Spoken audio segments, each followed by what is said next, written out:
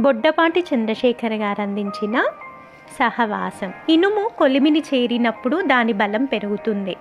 కాలుతూ సుత్తి దెబ్బలు తింటూ సాగుతూ మనకు కావలసిన వస్తువుగా రూపాంతరం చెందుతుంది.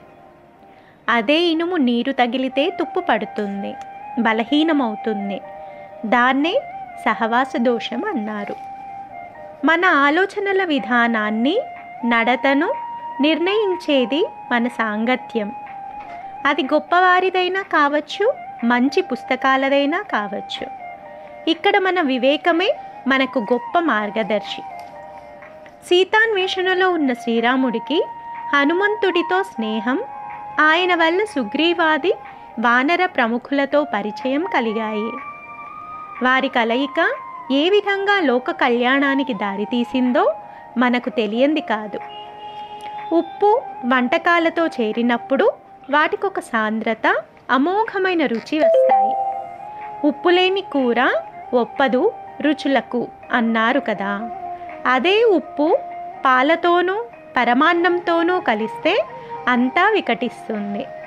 ఆ పదార్థాలే పాడైపోతాయి. ఇక్కడ కావాల్సింది విచక్షణ. క్షాత్ర పరీక్ష వేళ అవమాన భారంతో దుఃఖితుడైన కర్ణుడు అవసరార్థం దుర్యోధనుడితో చెయ్యి కలిపాడు. ఆ స్నేహం కర్ణుడికి తాత్కాలిక హోదా, గౌరవాలను ఇచ్చినా దానికి కృతజ్ఞతగా అతడు అధర్మ పక్షాన నిలిచి యుద్ధం చేయక తప్పలేదు. ప్రతిభాన్వితుడైన శిష్యుడు తగిన గురువు కోసం తపిస్తాడు. గొప్ప గురువు అంతే. వీరిద్దరి అద్భుత సంయోగం జ్ఞాన కమలానికి మరిన్ని రేఖలను తొడుగుతుంది. దాని విస్తృతిని, గాఢతను, వైవిధ్యాన్ని, లోతులను అనూహ్యంగా ఇనుమడింపచేసి మరింత ప్రకాశవంతమైన జగత్తుకు ఎంతో మేలు చేస్తుంది. అందుకే జ్ఞానాన్ని అనంత సాగరం అన్నారు. కవి మదిలో చెలరేగే భావ పరంపరకు, భావ సంఘర్షణకు తగిన భాష చిక్కాలి. చిక్కనైన భావం చక్కని భాషల కూర్పు వల్ల ఉదాత్తమైన మంగళకరమైన రచన ఆవిష్కృతమవుతుంది. సుకవి మరణించే నొకతార గగనమెక్కే, సుకవి జీవించు ప్రజల నాల్కలయందు అని జాషువా అన్నది అందుకే. అక్షరాలు మంచి రచనకుండే శాశ్వతత్వాన్ని చెబుతూనే కవిని ధృవతారగా నిలుపుతాయి.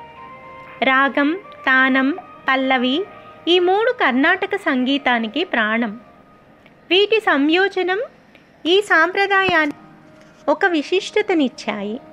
కళాకారులు తమ సృజనతో, వైవిధ్యంతో కొత్త పుంతలు తొక్కటానికి, తమ ప్రత్యేకతను చాటుకోవటానికి వీటి మీద పట్టు అవసరం. సంయోజనానికి ఉన్న గొప్పతనం అటువంటిది.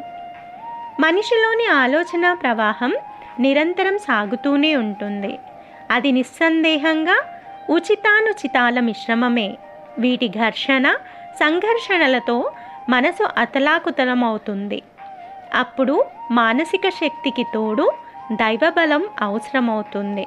దానికి భక్తి, ధ్యాన మార్గాలు సాధనాలు. ధ్యానాగ్నిలో ఈ ఆలోచనలకు పుటం పెట్టగలిగితే అప్పుడు సరైనవి నిలబడతాయి. అలా నిర్మలమైన మనసుకు భగవంతుడితో అనుసంధానం ఎంతో సులభం. అది సిద్ధించిన తరుణం సాయుజ్యమే.